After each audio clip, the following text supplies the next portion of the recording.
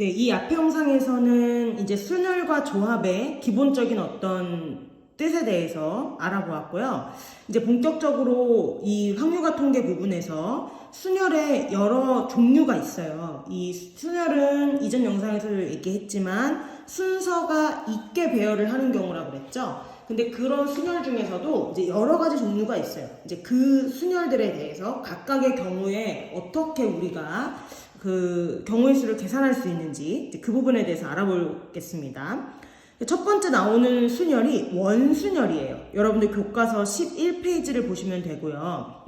원순혈이라는 건 뭐냐면 개념 열기를 한번 보면은 자, 사물놀이패에서 꽹가리, 징, 장구, 북을 치는 사람들이 각각 A, B, C, D다. 근데 일렬로 서서 공연을 할 때는 A, B, C, D와 B, C, D, A가 서로 같은 배열이냐 이렇게 물어봤어요.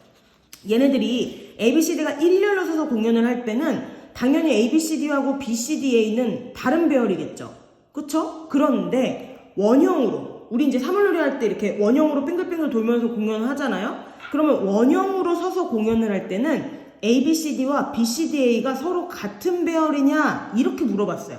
자, 무슨 얘기냐? 여러분들 거기 밑에 그림을 한번 보시면 조금 더 이해하기 쉬울 거예요. 자, 이게 요 네 가지 경우를 지금 요렇게 그림으로 그려놨는데요. 이게 만약에 일렬로 배열을 하는 거라고 치면 얘는 A, B, C, D고 얘는 B, C, D, A고 얘는 C, D, A, B고 얘는 D, A, B, C인 거예요. 그죠?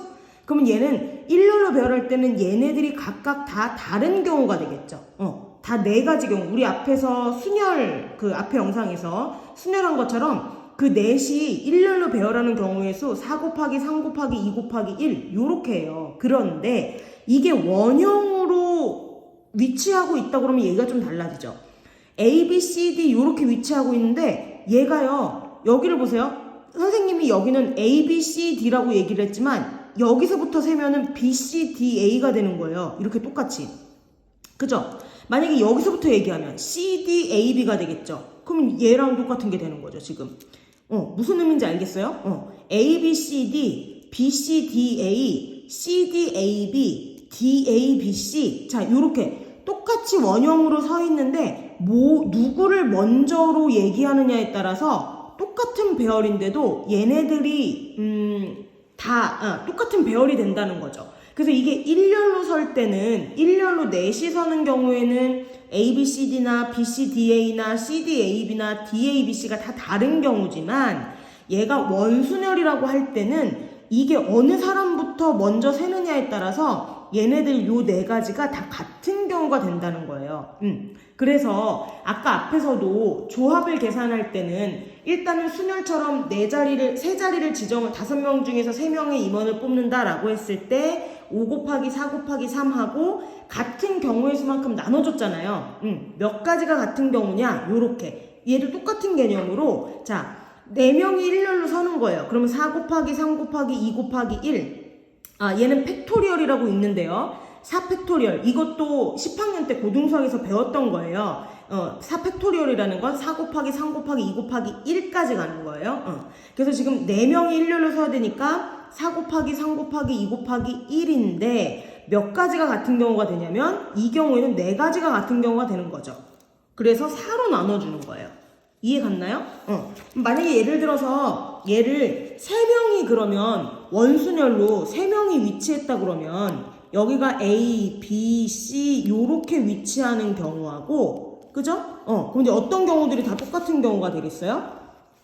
얘는 선생님이 A, B, C라고 읽었지만 누구를 먼저 읽느냐에 따라서 B, C, A도 같은 경우일 거 아니에요. 요렇게 B, C, A 요렇게 해도 이것도 같은 경우가 되는 거예요. 그 다음에 또 어떻게? C, A, B 요렇게 그쵸? C, A, B 얘네들 세 가지가 다 같은 경우가 되겠죠. 얘는 A, B, C라고 선생님이 읽은 거고 여기서 B부터 읽으면 B, C, A 얘도 똑같은 경우고요. 그쵸? C부터 얘기하면 C, A, B, C, A, B 요렇게 이 세 가지가 같은 경우가 생긴다고요. 그쵸? 아까 조합은 3명이 자리를 바꾸는 경우 3 곱하기 2 곱하기 1만큼 같은 경우가 생긴 거고 이 원순혈은 이 사람 수만큼 같은 경우가 생기죠. 어느 사람을 먼저 읽느냐에 따라서 그 얘네들이 다 같은 경우가 되니까 그래서 3명이 원탁 위에 원에 이렇게 위치한다. 그때 순열의 개수가 뭐냐? 순열은 순열이죠. 위치에 따라서 순서에 따라서 다 각각 경우가 다르니까 만약에 3명이 원탁 위에 앉는다. 혹은 이렇게 원순열이 그거죠. 동그란 이렇게 원의 그 대형으로 위치한다라고 하면은 3 곱하기 2 곱하기 1 3명을 그 일렬로 배열을 하는데 몇 가지가 같은 경우가 생긴다고요? 3명일 때는 3가지가 같은 경우가 생기는 거고요.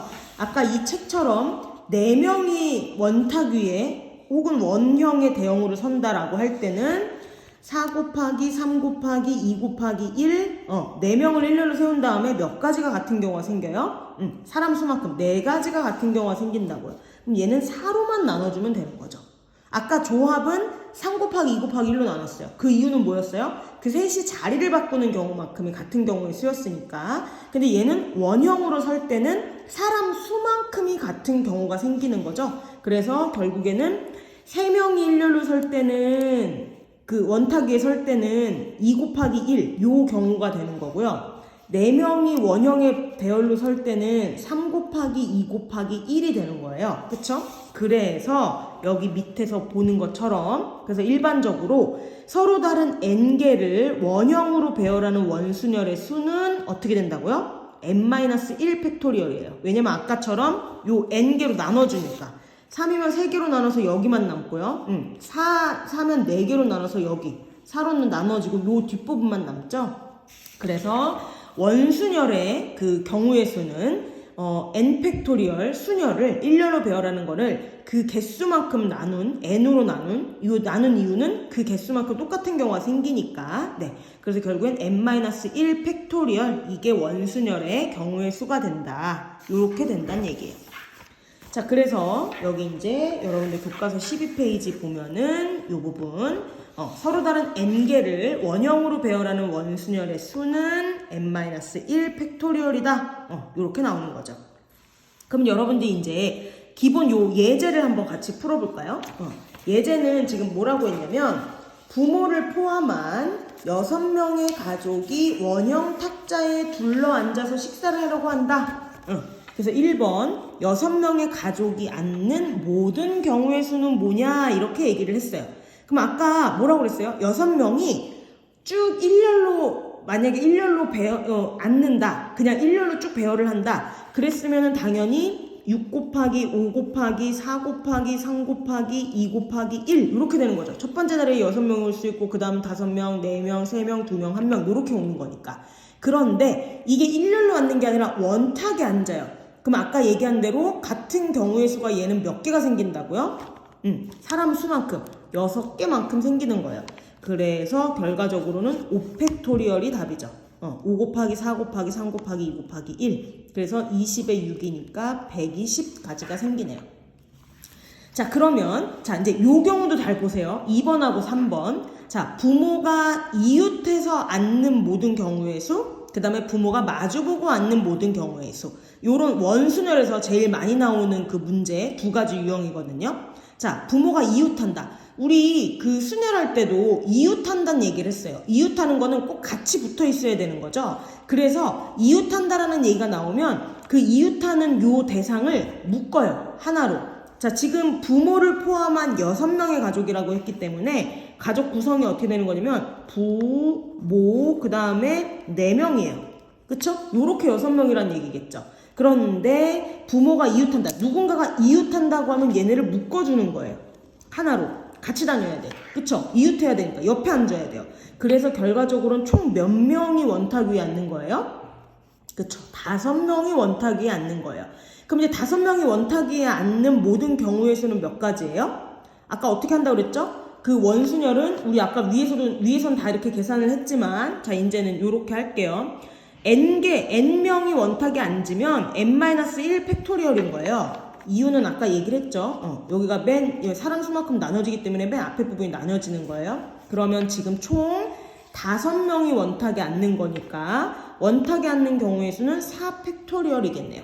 4 곱하기 3 곱하기 2 곱하기 1. 그런데 이 부모가 이웃한다고 그랬지 뭐 아빠가 왼쪽에 앉아야 되고 엄마가 오른쪽에 앉아야 된다 이런 얘기가 아니잖아요. 그러니까 이 둘이 자리를 바꾸는 경우를 곱해줘야 돼요.